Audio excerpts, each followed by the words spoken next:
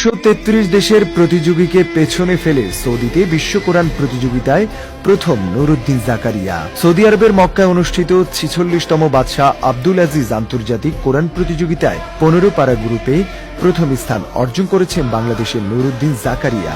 তিনি আর রাইহান ইন্টারন্যাশনাল মাদ্রাসার শিক্ষার্থী। বিশ্বের 133টি দেশের 334 জন প্রতিযোগী অংশ নেয়া 6 দিন ব্যাপী এই প্রতিযোগিতায় কোরআন মুখস্থ, তেলাওয়াত ও বিশুদ্ধতার উপর ভিত্তি করে বিজয়ীদের নির্বাচন করা হয়। 5টি বিভাগে মোট 50 জন বিজয়ী নির্বাচিত হয়েছেন। এবার প্রতিযোগিতার মোট পুরস্কার ছিল 1,26 লক্ষ সৌদি রিয়াল।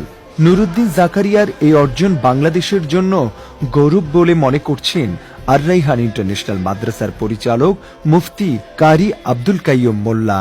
বিশ্বজয়ী কোরআনে হাফেজকে বরণ করে নিতে প্রস্তুত বাংলাদেশ।